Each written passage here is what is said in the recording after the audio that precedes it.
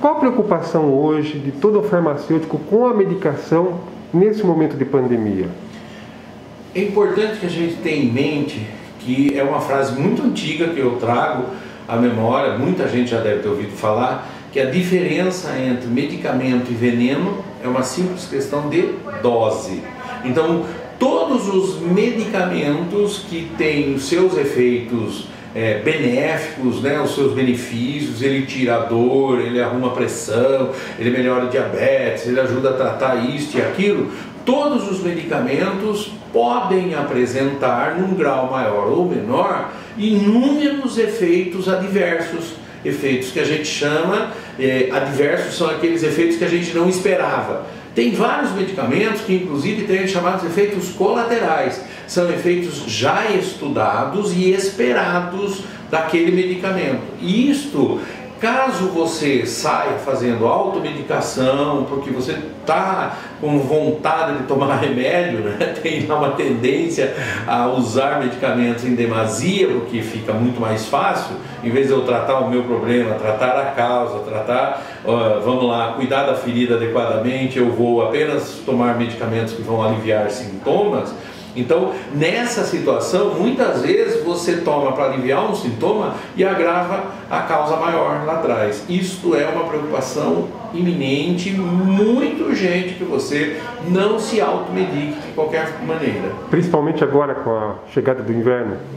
Mesmo agora com a chegada do inverno, se tem alguma coisa que você pode fazer, é aquilo que a gente brinca, que era fazer o que a vovó fazia, né? O que a vovó mandava fazer? Chazinhos, cuidados com os chás, não são todos os produtos que podem ser fervidos. Então, de uma maneira geral, para você não errar, você põe a água para ferver, quando ela estiver apontando aquelas bolinhas, você desliga o fogo, coloca uma pequena quantidade do chá, daquilo que for orientado a usar, e deixa ali até que aquilo esfrie. Não vai ferver, porque quando você ferve, você faz cocção e você pode retirar aquilo que não presta da droga lá, daquela substância, daquele vegetal. O vegetal é importante, mas de novo, é uma questão de dose entre o medicamento que seja o chá se transformar num veneno. Há que se tomar cuidado. Então vamos tomar o chazinho da vovó, repouso, alimentação bastante variada. Nesta hora do inverno, a quantidade de água no nosso organismo cai naturalmente, porque você não tem sede, está mais frio, você não sua, você não tem tanta perda de água, e a gente acaba deixando para tomar água somente quando a gente já está com sede.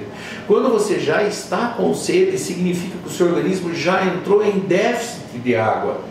Você deveria ter tomado água antes de sentir a sede. Tomar água por hábito, não morrer de sede para depois correr tomar água. Isto é fundamental. Hidratação, alimentação variada.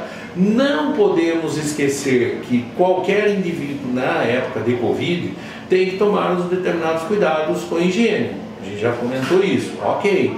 Por que não pensar numa higiene mental? Por que não pensar também no que você vai ler, o que você vai buscar de informação, né? Não fica, é uma massificação muito grande de informação que são para técnicos. Eu sou técnico de uma determinada área, eu não posso querer saber de tudo do Covid, eu não vou conseguir saber de tudo do Covid, eu vou trabalhar para que eu consiga, dentro da minha área de especialização, alguma coisa adequada nisso. A indústria farmacêutica desenvolverá com certeza novas pesquisas, como já está acontecendo por conta dessa pandemia? Sim, a indústria farmacêutica ela vem aplicando enormes quantias nas pesquisas. E você tem as diversas indústrias dividindo em seus diferentes objetivos. Então, uma coisa que é importante, acredita-se que a partir de setembro para março do ano que vem, então ainda temos aí pelo menos mais uns 4, 5 meses, e aí bota outros 6 meses na frente, nós deveremos ter uma vacina de alguma forma.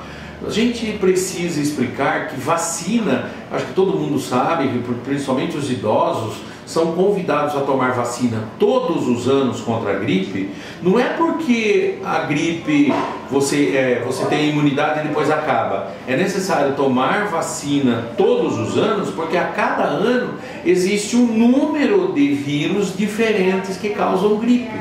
O que aconteceu com o Covid? Que o Covid chegou ao nosso meio um determinado número de vírus, mas ele vem se multiplicando. Então a gente já percebe que existem vários vírus que causam Covid. Aí a indústria está correndo, então nós temos aqui no Brasil o Instituto Butantan fazendo fortemente isso, a Fiocruz, todo mundo, cada grupo de virologista trabalha em um grupo, em uma cepa de vírus para tentar descobrir uma vacina. Isso é importante. Eu acho que o grande lance para a gente hoje de esperança é a vacina.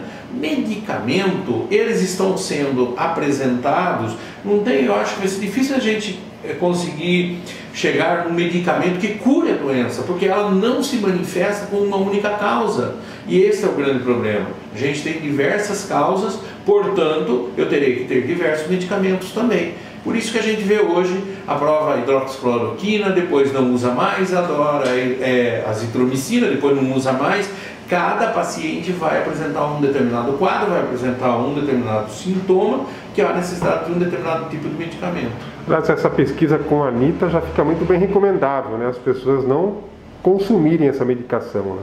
Sim, com toda certeza. Muitas vezes sai um determinado medicamento que funcionou muito bem numa determinada situação, num determinado grupo de pacientes, não quer dizer que esse medicamento vai funcionar para outro. Exemplo disso é o medicamento Anitta. Anitta é um medicamento da área dos antiparasitários, antihelmínticos, né, contra vermes, parasitas, etc. E que mexe com o sistema imunológico do paciente também. Ok, existem vários estudos que ligam isso. Não significa que você deva sair tomando Anitta só porque você ouviu dizer que Anitta é bom.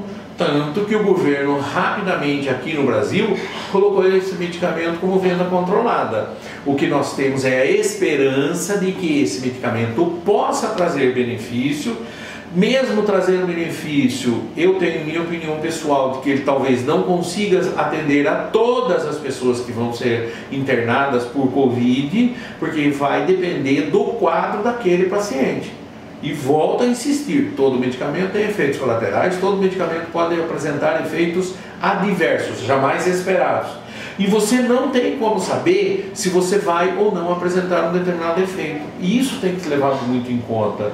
E eu acho que para que você consiga obter os efeitos benéficos, adequados, todas as vezes que você tomar medicamento, é necessário que você tenha também a sua receptividade mental adequada àquele medicamento.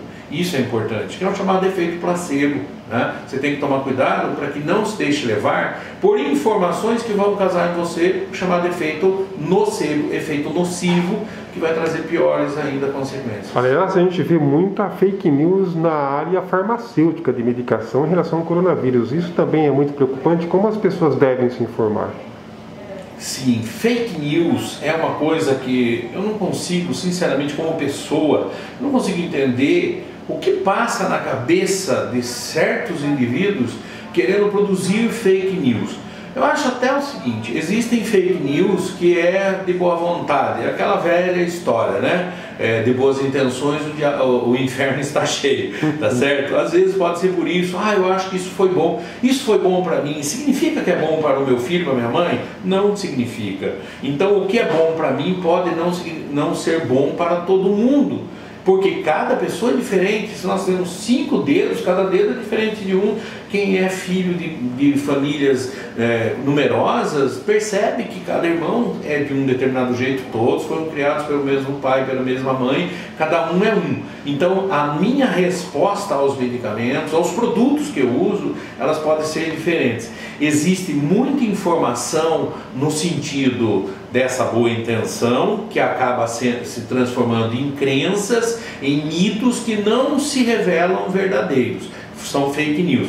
O outro lance, o outro problema que a gente tem que se preocupar é com as pessoas malfeitoras mesmo, aqueles que implantam notícias muitas vezes pelo poder econômico, pelo poder de ser superior, porque eu tenho a informação correta, e cria mesmo uma situação, a gente percebe, que é totalmente desacertada. Então a gente vê nessa área, por exemplo, agora, o Covid não resiste aos altos pH, então sai lá uma listinha de frutas com determinados valor de pH. pH, nossa, é uma coisa tão específica, química, muita gente nem ouviu falar em pH, aí vai lá, olha o pH e fala assim, por exemplo, tem uma listinha lá que é muito interessante, ela apresenta um abacate com pH 15,6.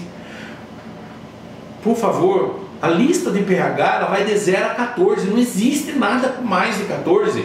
Se você tivesse algo com pH 14, que é uma soda cáustica muito concentrada, você não pode nem encostar nela. Se você botar soda cáustica de pH 14 na sua boca, você queima a boca, forma toda aqui embaixo. Imagina você comer um abacate com pH 15,6?